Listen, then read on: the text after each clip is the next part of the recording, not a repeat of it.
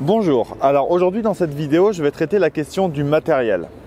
Alors avec quel matériel pouvez-vous faire vos vidéos de contenu sur internet? Alors ça c'est une question qui revient très souvent et puis effectivement c'est vrai qu'on vit à une époque à laquelle on peut trouver vraiment d'extraordinaires outils pour filmer des vidéos de grande qualité. Alors l'idéal pour le son est d'utiliser un micro-cravate comme celui que j'utilise actuellement qui est le Rode SmartLav que vous pouvez trouver très facilement et pas cher du tout sur internet.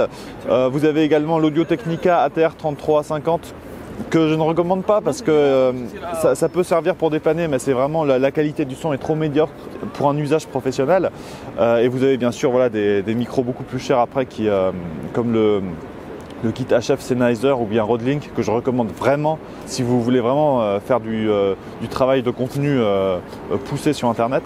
Alors concernant l'image, qui est le point essentiel de cette vidéo, c'est plus vraiment la caméra qui est importante actuellement parce que voilà, à moins que vous vouliez faire du cinéma, à ce moment-là, bon, ça peut justifier d'avoir effectivement une très bonne caméra.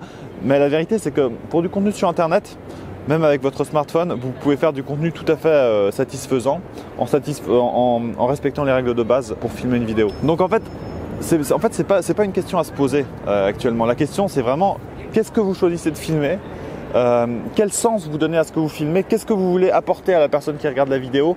En quoi le décor, le cadrage, ce que vous filmez, en quoi vous choisissez qu'est-ce que vous voulez montrer au spectateur et qu'est-ce que vous voulez lui apporter comme valeur à travers ce que vous filmez?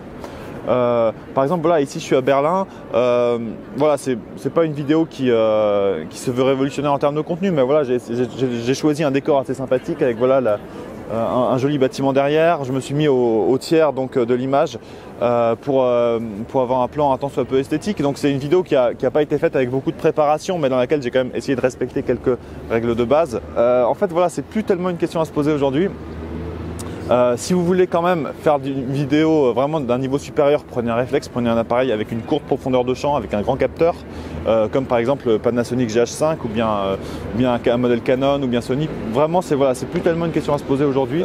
Réfléchissez plutôt en termes de mise en scène du contenu, plus qu'en termes d'outils, car les outils actuellement sont plus ou moins interchangeables. Voilà, donc dites-moi ce que vous pensez dans les commentaires de ça et je vous dis à bientôt pour une prochaine vidéo. Salut!